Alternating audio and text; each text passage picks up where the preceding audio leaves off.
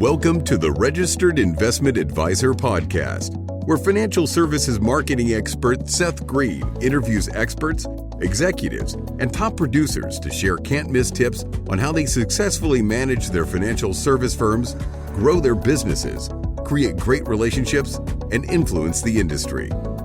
And now, here's your host, Seth Greene. Welcome to the podcast. This is your host, Seth Greene. Today, I have the good fortune to be joined by Shane Foss from Hooray Health. Shane, thanks so much for joining us. Oh, thanks for having me, Seth. Good to be here. Our pleasure. Tell everybody listening and watching what Hooray Health is and what you guys do, because you got a kind of unique business.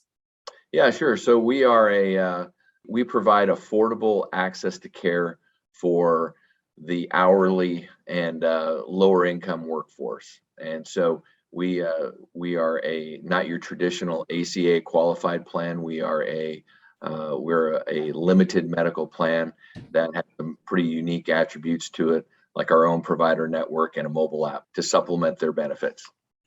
Okay, so tell me a little bit, why is that market underserved, neglected by the regular, let's say, Blue Cross Blue Shields of the world? How do you guys come in there? Well, so it's different in the sense that their product is unique in the sense that it covers everything, right? So it's got to be more expensive. And so they typically don't focus in this market just from a cost standpoint. It's hard to deliver, and and they're serving a much different need than what I'm serving. How did Hooray Health get started? So we started about 6 years ago, and how we got started was we sold a different business that was in the health benefit space. We provided access to large self-funded employers for bundled surgery care. And what I learned from that was providers, they're willing to take a single payment for care, but the issue is insurance companies take a long time to pay. So there's a lot of money that's floated in between payments, and you don't know what you're going to get paid, and then it varies. I mean, it's just kind of crazy. So if you look 5-6 years ago, the way the market was going, at some point the cost of major medical is going to be too high for most. It's just income has not caught up yet, right? So I can't spend $700 a month for something that I've got to pay another $5,000-$6,000 into before I can even get any care. So it's just not going to make sense. So we saw this, and we saw an opportunity for the lower income, and they need help. And so I actually went to an urgent care for some. I had a back issue. I'd never had any back pain before, and ended up going in, and I had one of the major medical plans. I had a $75 copay, and I went in. And what you don't realize about copays is a typical copay is not what you call a global copay, which means that you are $75 pays for the office visit, but nothing else. So I go in and I got an x-ray and I got 2 injections in my back, a muscle relaxer, an anti-inflammatory, and out the door I go. Well, 3 weeks later, I get an $800 balance bill. And I call them up. I was like, wait a sec, you guys are a network. And like, well, there's carve outs, you got additional costs, it's not a global copay. So I was like, this is ridiculous, right? Yeah, I mean, that's like walking into Walmart, buying a gallon of milk, paying $5, and then 3 weeks later getting charged $100 for it. And by the way, you were legally responsible for that. So understanding that, I went out and we built a plan, and we went to all these urgent cares and retail clinics and wanted to partner with them and basically help offer some consistency and transparency in your care options and how it's priced. And so we have a $25 global copay, which is the way it should be, with no balance bill. So any service rendered under the roof of that facility is actually covered with the global copay of $25. So our members do not get balance bill. And so you hear the stories. There's a million of them out there where, parents are making these financial decisions with their children's health because, they swallowed a bottle of Dramamine and they call poison control says, get them over the emergency room now. Well, instead they go to CVS, get a bottle of Epicac, and then let their kid throw up in the emergency room parking lot and sit there and watch them instead of going to the ER. And why is that? Because they can't afford $1,000, $2,000 balance bill. And so that's kind of how we came up with it. We do not compete against major medical. Our population has zero chance of getting major medical, and they can't afford it even if it's given to them free.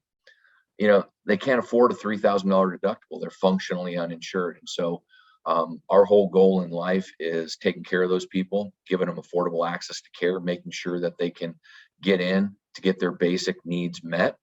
And that's our goal. And we know our population, love our population, and that's kind of where we're focused. I mean, that is absolutely beautiful. You're probably literally saving lives. Yeah, I mean, I don't know if we're saving lives, but we're certainly making, people, we're relieving their short-term financial goals, right? Their short-term financial stress, I should say. It's number one reason for personal bankruptcy. Number one reason is medical-related bad debt. And the sad part about that is, they're sending them to collections for, let's say, $1,000, and in reality, they would have accepted $70 to $100 for that same, procedure. But because they didn't get in through insurance and all the other things, and then people just kind of hope it goes away, and it doesn't. It's just kind of a vicious cycle that we're trying to at least, put a little chink in the armor there. Absolutely. You are definitely doing good work. How do you then work with insurance brokers and in the industry? Yeah, so we work with brokers. They bring us potential clients, whether it's a current client or a prospective client.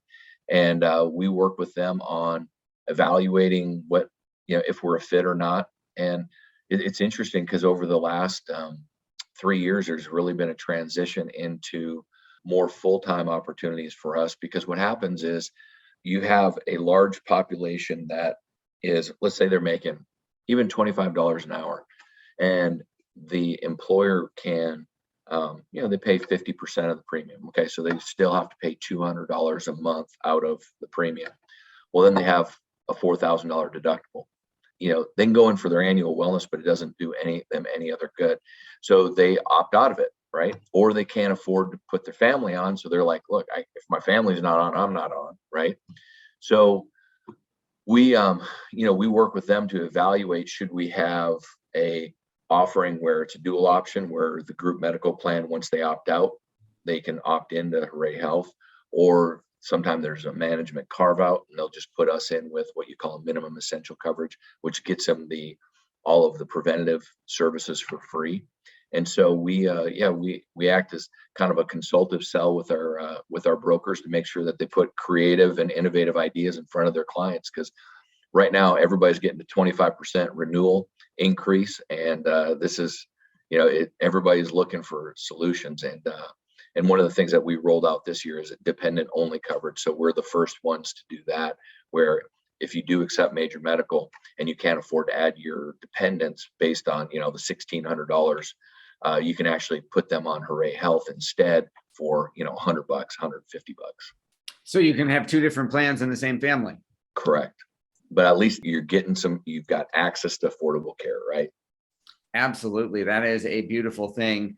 And then how are you growing the population base in terms of those who are using Hooray Health now? Are you marketing direct to consumer? Is this all through brokers? Talk a little bit about that. Yeah. So today we're broker focused. We will eventually launch an individual plan and go direct to consumer, do some white label work.